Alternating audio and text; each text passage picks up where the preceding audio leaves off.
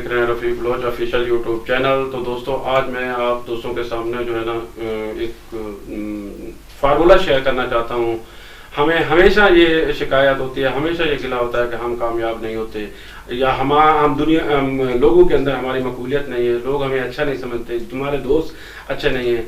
तो मैं आज आपको बताना चाहता हूँ कि सिर्फ 5 चीज़ें ऐसी हैं जिनसे आपने परहेज करना है, अपनी ज़िंदगी से निकाल देना है, और 5 चीज़ें ऐसी हैं जिनको आपने ज़िंदगी में अपनी में ऐड कर लेना है। तो इंशाल्लाह आप कामयाब भी होंगे, आपकी ज़िंदगी में तब्दीली भी आएगी, और आपकी ज़िंदगी में आप मकबूल भी होंगे, पॉपुलर भी होंगे, और आप जो है ना अपने अंदर एक रिस्क की और अपने रुपए पैसे की जो है ना वो भी जो है ना इंशाल्लाह इजाफा देखेंगे।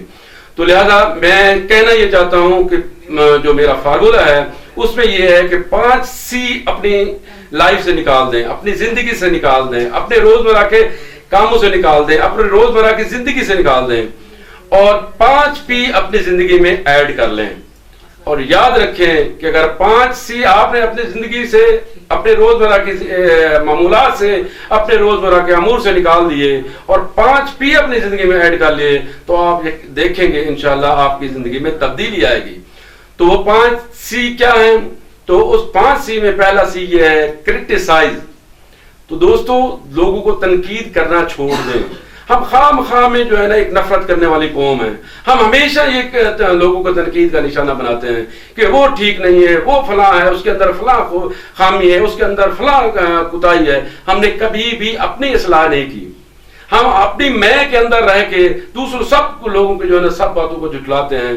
देखें, अपने अंदर जो है ना गिरेबान में झांके, अपनी इस्लाह करें। आप दूसरों को तनकीद करने से दुश्मनियां पैदा करते हैं, दूसरों को अपने मुखालिफ बनाते हैं। वो तनकीद जायज भी होती है, बाद हमारी ज्यादा तनकीद नाजायज होती है। लिहाजा आप नाजायज खामखा लोगों को तनकीद का निशाना बनाना छोड़ दें। वैसे भी तनकीद करना हमारे मजहब में भी, हमारे मुसलमान होने की हैसियत से भी ये ठीक नहीं है, ये गुनाह है। तो लिहाजा पहला आपने काम ये करना है कि अपनी लाइफ से C को निकाल दें। दूसरा आपने करना है C से कंप्लेन। आप खाम में जो है ना शिकायतें भी ना करते फिरें। आप लोगों के खाम में जो है ना वो मुद्दई भी ना बनते फिरें। आप खाम में लोगों को जो है ना शिकायतें करते फिरें कि देखे जी फला उसने ऐसा किया, फला उसने ऐसा किया, फला उसने कैसा।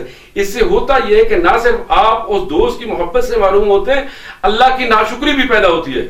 अल्लाह ने दिया है ना जो कुछ उसको दिया है, अल्लाह ने दिया है, अगर उसके साथ अच्छा या बुरा किया है, आपने या आपके दोस्तों या आपकी वजह से तो नहीं हुआ। अगर आप जो है ना खामखा में उसको वो करते हैं, तो इससे भी आपकी जिंदगी में मायूसी, नामुरादी जो है ना और महरूमी पैदा होती है। तो आप ये कंप्लेंट जैसे अल्फाज भी अपनी जिंदगी से निकाल दें। तीसरा मैं आपसे कहना यह चाहता हूं कि आप क्राई भी ना करें, रोए चिल्लाएं नहीं। दुनिया के सामने, लोगों के सामने जब आप रोते चिल्लाते हैं, अपने छोटा भी मसला आपके अंदर आ गया तो आप बाहर आके दोस्तों देखे जी मेरे साथ ये हो गया, देखे जी मेरे साथ ये हो गया, तो ये भी अल्लाह पाक को नापसंद है। अगर आपने रोना है, अगर आपने चिल्लाना है, अगर आपने दुखों की फरियाद करनी है, सिर्फ खुदा से करें, क्योंकि खुदा ही हमारे दुखों को टाल सकता है, खुदा ही हमारी परेशानियों को जो है ना टाल सकता है, खुदा ही हमारे बुरे वक्त को जो है ना अच्छे वक्त में बदल सकता है।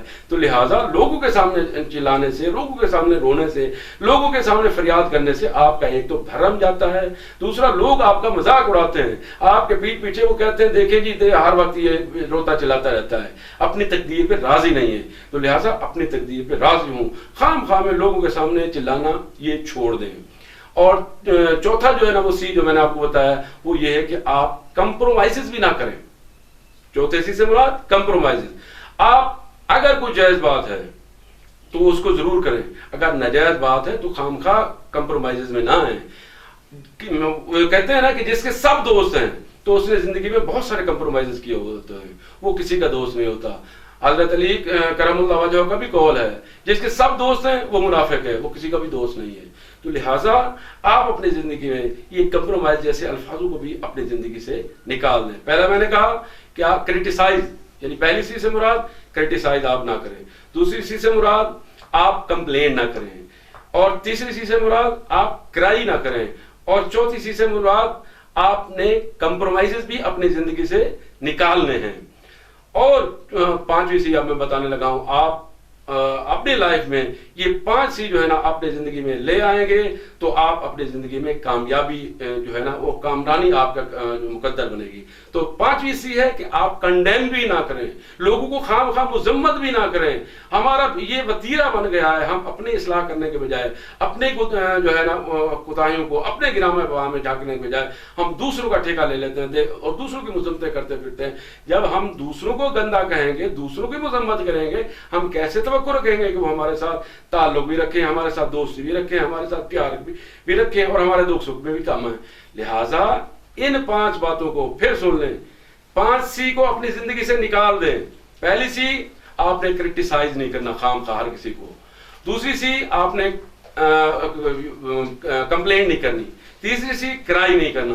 और चौथी सी, आपने खाम खा में कंप्रोमाइजेस नहीं करने। और 5वीं सी, आपने खाम खा हर वक्त हर किसी की जो है ना वो कंडेम भी नहीं करना हर किसी को। तो लिहाजा ये 5 सी आज से अपनी जिंदगी में निकाल दें अगर आप अच्छा वक्त, अच्छी जिंदगी और अपनी जिंदगी में तब्दीली लाना चाहते हैं। अब 5 सी को आप निकाल के मेरी जो है ना रिक्वेस्ट आपसे ये है, मेरी दरख्वास्त आपसे ये है कि अगर आप तब्दीली चाहते हैं अपनी जिंदगी में तो ये 5 पी अपनी जिंदगी में ऐड कर लें। 5 पी में पहली पी क्या है कि पर्पस। अपनी जिंदगी का कोई मकसद बनाएं, मकसद के बगैर कोई जिंदगी नहीं। याद रखें, फासला मंजिल के मुताबिक होता है। अगर कोई मंजिल नहीं आपकी तो फासला कभी भी आपका खत्म नहीं होगा। अगर मिसाल के तौर पे आपने लाहौर जाना है, आप बस स्टेशन पे जाते हैं और उस टिकट वाले को कहते हैं कि मुझे टिकट दें, और उसको आप मंजिल नहीं बताते, आप कहते हैं जी, वो पूछता है कि आप कौन से शहर का, आप कहते हैं कि किसी भी शहर का दे दें, तो वो क्या आपको देगा? नहीं देगा। ये तो एक मामूली सा सफर है, आप लाहौर के लिए जा रहे हैं। जिंदगी एक बहुत बड़ा सफर है, अगर उसमें आपका कोई मकसद नहीं है तो जिंदगी फजूल है। अगर आप मकसद मुतय्यन करेंगे, अगर आप डायरेक्शन मुतय्यन करेंगे तो आप जिंदगी भी उसी तरह गुजरेगी। जैसे आप अगर मुल्तान जाएंगे तो तैयारी भी उस हिसाब से होगी, आप कपड़े आप और जो है ना तैयारी उसी हिसाब से करेंगे। अगर आपने फॉरेन जाना है, दूसरे मुल्क में जाना है, तो आपकी तैयारी भी उसी तरह की होगी, कपड़े भी उठाएंगे, आप डॉक्यूमेंट्स भी लेंगे, वीजा भी लेंगे, फिर आप जो है ना टिकट भी लेंगे जो है ना हवाई जहाज की, तब आप जाएंगे। तो लिहाजा हर डायरेक्शन की, हर मकसद की, हर मंजिल की अपनी तैयारी होती है। लिहाजा अगर जिंदगी में आप जो है ना तब्दीली लाना चाहते हैं तो जिंदगी में एक डायरेक्शन मुतय्यन करें, पर्पस बनाएं, अपना मकसद बनाएं। मकसद के बगैर जिंदगी कुछ नहीं होती। पहला, आपने जिंदगी में मकसद बना लिया। दूसरा पी आपने उसमें ऐड करना है कि आप प्रिपेयर हों। आपने जो मकसद बनाया, जो आपने पर्पस बनाया, उसके लिए तैयारी करें। तैयारी के बगैर कुछ नहीं मिलता, तैयारी के बगैर कुछ हासिल नहीं होता। लिहाजा अगर आपने पर्पस ये रखा है कि मैंने अल्लाह की कहा जो है ना दरबार में हाजिरी होनी है मेरी और मैंने वहां कामयाबी हासिल करनी है, मैंने जन्नत जाना है, तो लिहाजा आपकी तैयारी भी उसी तरह होगी। जैसे कि आप अगर मुल्तान जा रहे हैं तो आपकी तैयारी भी उसी तरह होगी। अगर आप लाहौर जा रहे हैं तो फिर आपकी तैयारी भी लाहौर के हिसाब से होगी। इसी तरह जब मैंने बताया आपको कि अगर आप फॉरेन जा रहे हैं तो आपकी तैयारी भी उसी तरह की होगी। आप कपड़े भी लेंगे, आप डॉक्यूमेंट्स भी बनाएंगे, आप वीजा भी लेंगे, आप टिकट भी लेंगे, तब आप जाएंगे। लिहाजा अगर आपने जिंदगी का मकसद ये बनाया कि मैंने कामयाब होना है, अगर आपने जिंदगी का मकसद ये बनाया कि मैंने जो है ना अल्लाह की दरबार में सुरखरू होना है, तो लिहाजा आपकी तैयारी भी उसी हिसाब से होगी। अगर आपने कोई और मकसद बनाया है तो फिर तैयारी भी उसी हिसाब से होगी। लिहाजा दूसरी पी आपने क्या करनी है कि आपने प्रिपेयर होना है। तीसरी पी जो है ना आप अपनी जिंदगी के अंदर जो लानी है वो ये है कि प्रैक्टिस। आपने पर्पस मुतय्यन कर लिया, उसके हिसाब से आपने तैयारी की, तो तैयारी करने के बाद जो मरला आता है वो प्रैक्टिस का आता है। प्रैक्टिस के बगैर कोई काम नहीं होता। अगर अल्लाह पाक ने नमाज जो है ना हम पे फर्ज की है, हम 5 दफा पढ़ेंगे तो एक मुसलमान कहलाएंगे, एक नमाजी कहलाएंगे।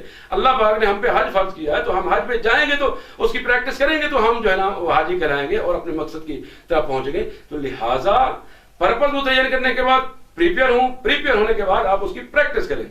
प्रैक्टिस जो है ना वो इंसान को परफेक्ट करती है, प्रैक्टिस ही इंसान को बनाती है। तो जब आपने मकसद मुतय्यन करने के बाद, प्रिपेयर होने के बाद प्रैक्टिस भी शुरू कर दी, तो चौथी पी कहती है कि आप जो है ना पेशेंस रखें, आप मुस्तकिल मिजाजी रखें। कोई भी रिजल्ट आपको एक दिन में नहीं मिल जाएगा। आप ये कतन ना सोच लें कि जो है ना आज मैंने शुरू किया जो कल मुझे रिजल्ट मिल जाएगा। मुस्तकिल मिजाजी हमेशा रिजल्ट लाती है।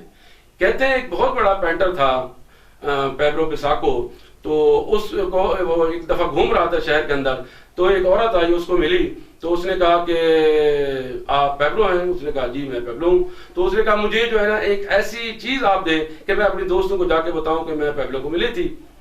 उसने कहा इस वक्त मेरे पास कुछ नहीं। उन्होंने कहा नहीं बस मुझे आप कुछ ना कुछ जरूर दें। तो उसने क्या किया, तो उसने एक कागज उठाया और कलम उठाया, उसने पेंटिंग की। पेंटिंग करने के बाद 30 सेकंड की वो पेंटिंग थी, वो पेंटिंग उस लड़की को दे दी और कहा कि ये $1 मिलियन पेंटिंग है। क्या कहा कि $1 मिलियन पेंटिंग है। वो हैरान हो गई, उसने मामूली सा उसको समझा, वो आई और उसके बाद दूसरे दिन जब वो मुख्तलिफ दुकानों पे गई और उसको दिखाया तो दुकानदारों ने कहा ये तो $1 मिलियन पेंटिंग है।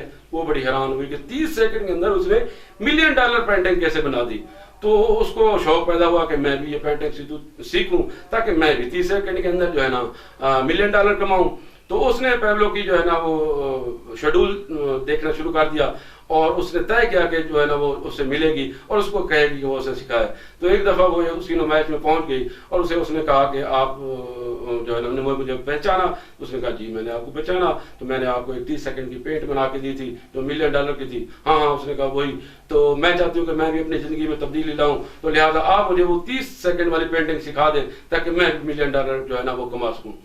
तो पैब्लो ने बड़ा खूबसूरत जुमला कहा, वही मैं आपको बताने लगा हूं। उसने कहा कि ये 30 सेकंड की पेंटिंग के पीछे मेरे 30 साल का तजर्बा है। कितना? 30 साल का तजर्बा। लिहाजा आप इस पेंटिंग के काम में 30 साल लगाओगी तो इस मकाम पे पहुंचोगी। तो लिहाजा इसलिए मैं कहता हूं कि आप पेशेंस हो। आप ये ना तवक्को कर लें कि आज मैंने काम शुरू किया है तो कल इसका रिजल्ट मिल जाएगा। आप करते रहें, रिजल्ट इंशाल्लाह आपको मिल ही जाएगा। तो 5वीं पी, फिर आपको जब आपने पर्पस मुतय्यन कर लिया, आपने प्रिपेयर हो गए, आपने प्रैक्टिस की और आपने पेशेंस रखा, तो याद रखें फिर अगला लफ्ज जो है ना वो प्रोग्रेस का आता है। फिर कामयाबी, फिर तरक्की और जिंदगी के अंदर तब्दीली वो आपका मुकद्दर होगी। तो लिहाजा आज से मेरी रिक्वेस्ट ये है कि आज ही तहिया करें, आज से ही जो है ना वो शुरू कर दें, क्योंकि कल कभी नहीं आता। हम कल के जो है ना वो आसरे पे आज कुर्बान कर देते हैं और जब कल आता है तो वो आज ही होता है। तो लिहाजा आज से शुरू करें, अपनी जिंदगी में से, अपने रोजमर्रा के मामूलात में से ये 5 सी को निकाल दें और अपनी जिंदगी में से, अपनी रोजमर्रा के मामूलात में ये 5 पी ऐड कर लें। तो इंशाल्लाह आप अपनी जिंदगी में तब्दीली देखेंगे। तो इस दुआ के साथ अपना ख्याल रखिए, अपने घर वालों का, अपने दोस्तों का, अपने रिश्तेदारों का और अपने हमसायों का, और उनमें खुशियां बांटिए, क्योंकि खुशियां बांटने से बढ़ती हैं। और जिंदगी वो देती नहीं लुटाती है, और जिंदगी वही कुछ लुटाती है जो हम देते हैं। अगर हम खुशियां देंगे तो हमें खुशियां मिलेंगी। तो लिहाजा कोशिश करें कि आप दूसरों में खुशियां दें ताकि आपको खुशियां मिलें। ताज़ा तरीन अपलोड्स की नोटिफिकेशन हासिल करने के लिए हमारे चैनल को सब्सक्राइब करें और साथ में दिए गए घंटी के निशान को दबाना ना भूलें।